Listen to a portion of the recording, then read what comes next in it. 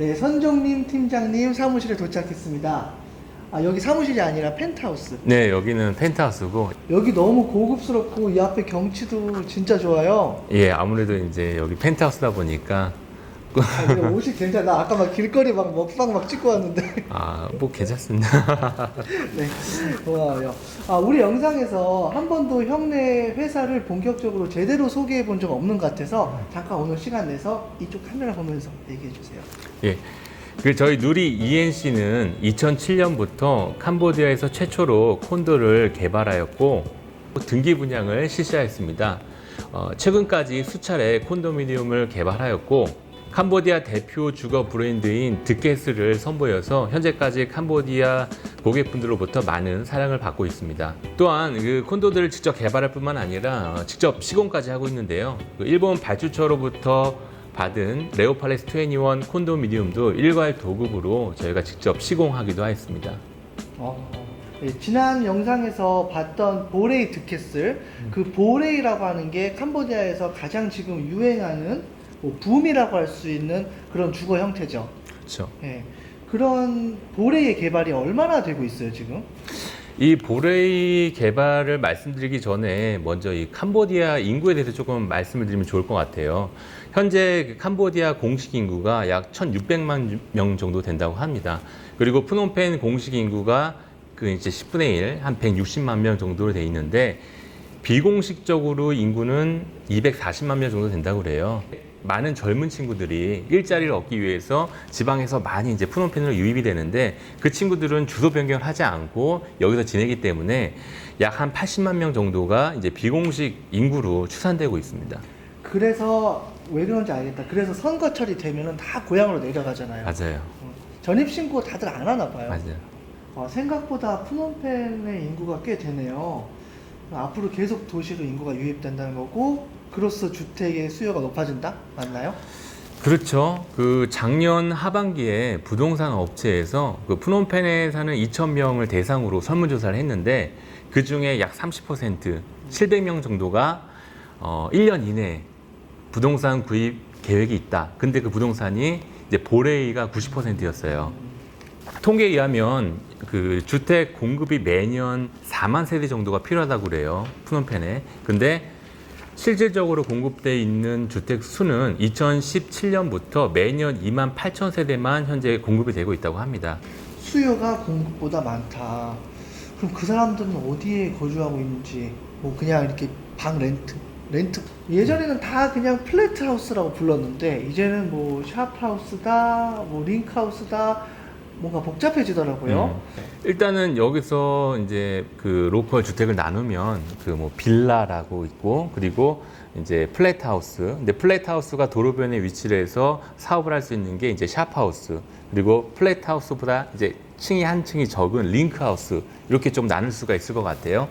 근데 이제 왜 샵하우스가 조금 더 투자적인 측면에서 낫냐라고 이제 질문을 하셨는데 보통 투자를 하실 때는 세 가지 정도를 이제 검토를 합니다. 수익성, 그리고 황금성, 안정성. 근데 이 샵하우스가 이 세 가지를 다 충족시킨다고 저는 판단을 합니다.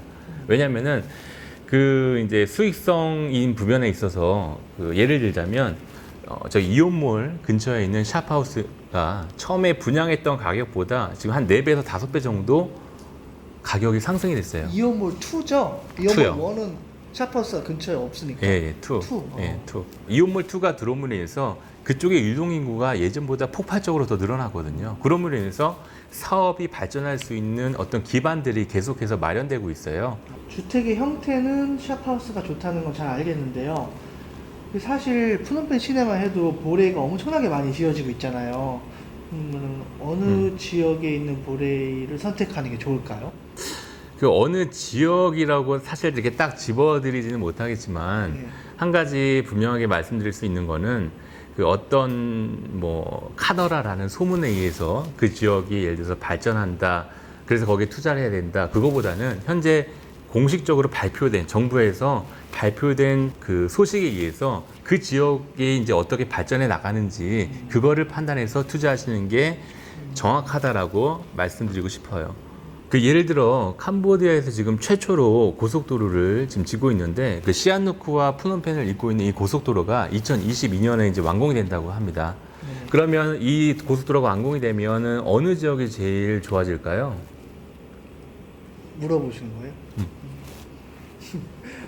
푸놈펜과 시아누크빌을 연결하니까 시아누크빌이 좋아집니다. 그렇죠. 당연히 시안누크에서 푸놈펜까지의 교통이 굉장히 좋아지겠죠.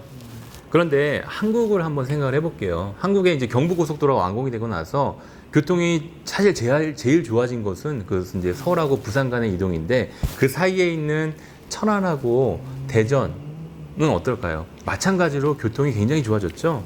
제가 천성중학교랑 천안 북일고 출신이에요. 아, 그래요? 그래서 거기 천안역이랑 뭐 이렇게 고속도로, 어. 터미널 이런 거 중심으로 발전한 걸 직접 목격을 했죠, 제가. 아, 그렇죠. 그러니까 마찬가지로 이게 이제 푸놈펜도 시내 그 외곽에서도 시내 진입이 굉장히 더 용이해질 겁니다. 그러면 그쪽이 전반적으로 많이 그 확장이 되고 그리고 많이 개발이 될 거라고 저는 보고 있습니다. 지난주에 형네 그 보레 찍었을 때 거기가 고속도로 인터체인지 부근이라고 하지 않았나요? 그러니까 그쪽이 고속도로 이제 진입로가 생기는데 한 5분 정도 거리에 있는 곳이 이제 저희 득켓을 보레이입니다. 다 팔렸다면서요? 분양이 다 됐죠, 100%. 살 수가 없다는 거잖아, 지금은. 아, 이제 뭐 원하면은 네. 이제 중간에 나와 있는 물건을 또 이제 소개를 해드릴 수 있어요. 왜냐면 투자하신 분들이 다시 이제 매매를 원하시니까. 네. 그럼 보레이를 구입할 때 또 더 유의할 점이 있나요? 유의할 점이 있는데요. 네, 한국하고 좀 비교를 해보면 좋을 것 같아요. 한국에서도 그 아파트 브랜드에 따라서 집값이 좀 영향을 받잖아요. 그러니까 여기서도 개발사의 브랜드 파워가 굉장히 중요합니다.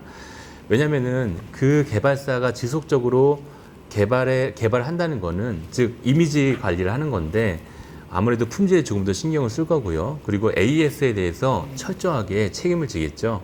그런데 일부 개발사들은 이제 갖고 있는 토지를 처분하기 위해서 그 토지를 큰 토지이기 때문에 이거를 매매가 안 되니까 개발을 해서 단순히 이제 처분하기 위해서 개발하는 그런 개발사들이 있어요. 그런 부분들은 아무래도 향후 뭐 품질이라든지 이런 것보다는 지금 앞에 약간의 수익성을 조금 더 볼 수가 있겠죠. 정확한 브랜드를 좀 언급해 주셨으면 하는데 좀 위험할 수도 있으니까 굉장히 요즘에 많이 짓고 있고 제 눈으로 봐도 퀄리티가 인정받고 있는 찐몽그룹 같은 그런 브랜드는 신뢰성이 있다고 보세요? 로컬에서 사실은 굉장히 뭐 파워 있는 브랜드를 갖고 있고 그리고 굉장히 많은 프로젝트들을 하고 있고 양으로만 따지면 어마어마하잖아요. 그럼요. 거기에 대해서 어떻게 생각하세요? 도 굉장히 좀 그동안에 개발했던 역량이 있고 또 앞으로도 계속 그 사업을 해갈 회사이기 때문에 저는 뭐 충분히 그런 회사들도 역량이 있다고 봅니다. 다만 이제 로컬에서 보는 기준과 외국인이 보는 기준은 약간 퀄리티가 다를 수가 있어요. 근데 는 아무래도 좀 로컬 기준에 맞춰져 있는 회사고 다른 회사들은 사실 외국인이 보레이라고 하는 거는 토지가 인접된 집, 법적으로는 우선은 사는 게 어려운 걸로 알고 있는데 외국인도 계속 구입할 수 있다 이렇게 얘기하시는데 이것이 어떻게 가능한지 그것에 대해서 좀 설명 부탁합니다. 그 보레이는 콘도와는 다르게 그 외국인 명의로 구입이 불가능합니다. 그런데 최근에는 이제 캄보디아 정부에서 외국인 투자를 활성화하기 위해서 신탁 사업을 권장하고 있어요. 신탁은 두 가지가 있습니다.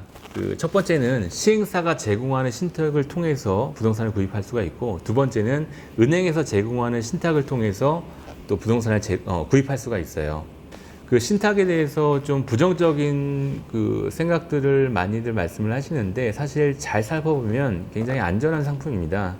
첫 번째는 그 시행사가 제공하는 신탁을 통해서 부동산을 구입하실 수가 있는데 이 신탁은 정보기관을 통한 담보 설정으로 위탁자의 동의 없이는 매매가 불가능합니다. 그리고 두 번째는 은행에서 제공하는 그 신탁 서비스를 통해서 부동산을 구입하시는 건데요. 일정 수수료를 내고 은행 명의로 구입하실 수가 있습니다. 사실 자기 이름이 아닌 이런 것에 대해서 불안하기도 하고 이런 위험성에 대해서 어떻게 생각하세요? 이렇게 생각하시면 될 것 같아요. 한국에서 예를 들어서 뭐 신한은행이나 국민은행에서 이 신탁 서비스를 하고 있는데 고객의 동의 없이 물건을 판다든지 아니면 계약 내용을 좀 변경한다든지 이런 게 가능할까요? 사실 저는 불가능하다고 봅니다. 신탁 서비스도 잘 알아보면은 안전하다는 말씀이시군요. 네, 그렇습니다. 네, 오늘 선 팀장님 모시고 좋은 말씀 많이 들어봤습니다. 사실 제가 작년 말부터 캄보디아 부동산 관련된 영상들을 이렇게 많이 만들어서 올리고 있고, 요즘에는 좀 다양한 콘텐츠들을 속에서 섞이고 있어요. 끝으로 하시고 싶은 말씀이 있으면 해주세요. 사실 오늘 같은 내용이 한국에 계신 구독자분들에게는 다소 좀 생소할 수도 있을 것 같아요. 근데 절대 어렵지가 않습니다.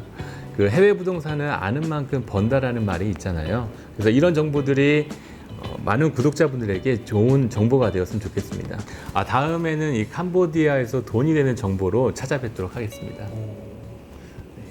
그러면은 오늘 출연해 주셔서 감사합니다. 다음에 뵙도록 해요. 안녕히 감사합니다. 계세요.